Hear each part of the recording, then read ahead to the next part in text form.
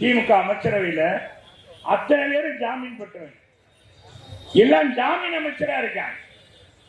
இவங்களை வச்சுக்கிட்டு நாங்க 234 தொகுதியில வருவோம்னு சொன்னா இது மாதிரி ஒரு கேட. முதலமைச்சர் மு.க. ஸ்டாலின் மற்றும் திமுக அமைச்சர்கள் அனைவருமே கூமுட்டைகள் என்றும் அனைவருமே ஜாமீன் அமைச்சராக இருப்பதாக முன்னாள் அதிமுக அமைச்சர் செல்லூர் ராஜு கடுமையாக தாக்கி பேசியுள்ளார். முதல் ஆண்டு நிதிநிலை அறிக்கையில பிடிஆர் பழனிவேல்ராஜனை ஆகா நம்ம முதலமைச்சர் புகழ்ந்த பார்த்தீங்கன்னா வானலாவா புகழ்ந்தார். அடுத்த நிதி நிலை அறிக்கைக்கு அவரே இல்லை, மாத்திட்டாங்க. எங்கேயோ ஒரு துறையில கொண்டு போய் போட்டிருக்காங்க. இன்னைக்கு பாத்தீங்கன்னா அந்த திமுக அமைச்சரவையில் அத்தனை பேரும் ஜாமீன் பெற்றவங்க, எல்லாம் ஜாமீன் அமைச்சரா இருக்காங்க. இவங்களை வச்சுக்கிட்டு நாங்க 234 தொகுதியில வருவோம்னு சொன்னா இது மாதிரி ஒரு கேடப்பையில நம்ம பார்த்துக்கோம். அப்ப நம்ம சொல்லுவாங்க இல்ல, எப்ப கேடப்பையிலும் கேடப்பையிலா இருக்காங்க, கூமுட்ட பயிலா இருக்காங்க.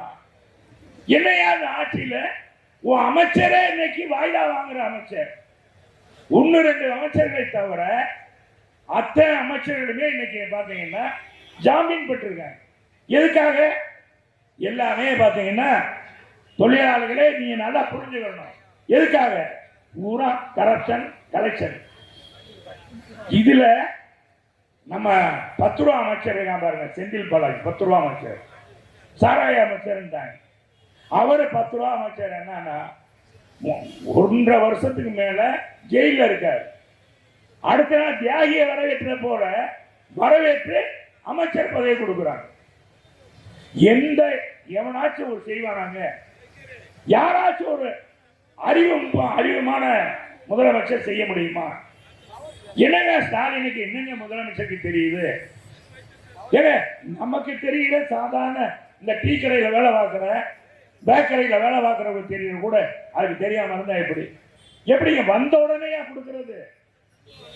இன்னைக்கு அதே இன்னைக்கு பாத்தீங்கன்னா உயர்நீதிமன்றம் சொல்லிடுச்சு, உனக்கு ஜாமீன் வேணுமா மந்திரி பதவி வேணுமான்னு கேட்டாங்க.